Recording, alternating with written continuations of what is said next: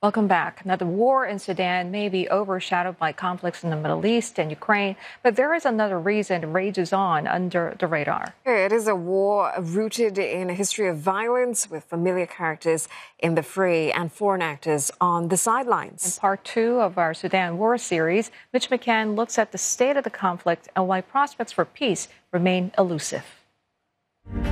Sudan is breaking even further apart. Since April last year, it's been torn between the government's Sudanese Armed Forces, or SAF, and rival paramilitary group Rapid Support Forces, or the RSF. Government forces still hold much of Sudan, but the RSF has seized control of key regions in the south, including the capital, Khartoum. It's a war rife with reports and witnesses of ethnic killings, sexual violence and executions of children.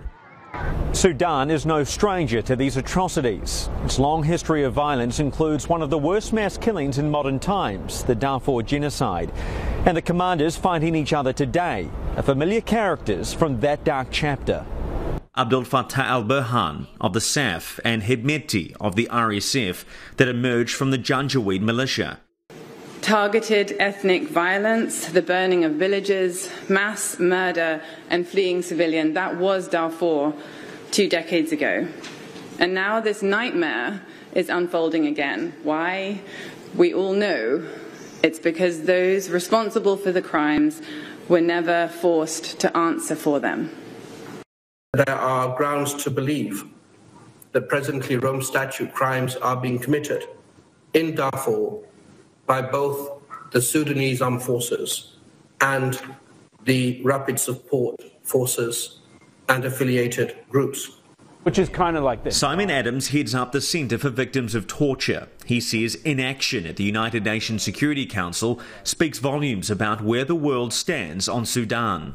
The great powers who sit around that horseshoe table just across the street kind of realise that there's not going to be a short-term solution here, and so they've been quite content, I think, to just let it sit off in the distance and develop into what is now the largest humanitarian crisis in the world. And I think maybe that's an admission by them, inadvertently, that they don't see a diplomatic solution as being possible. Complicating matters too are the foreign actors at play, believed to be arming warring sides despite a UN arms embargo. A recent report by Amnesty International identified weapons and ammunition coming from countries including Yemen and the United Arab Emirates, Turkey and Serbia in the north, and from as far away as Russia and China. There's been a huge amount of regional meddling in this conflict, and some of that has been, I think, widely reported. So, for example, you know, the UAE and the RSF militia are not just breaking bread together, but they're breaking Sudan together.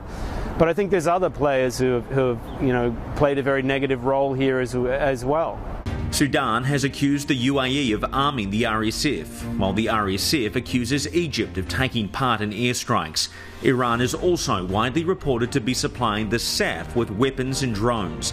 The interest from foreign actors centres around Sudan's strategic location on the Red Sea, where about 12% of global shipping transits. As one Africa expert here in the US put it, whoever controls Sudan controls the Red Sea. And that makes a diplomatic solution to this war even more tricky to navigate. Mitch McCann, CNA, New York.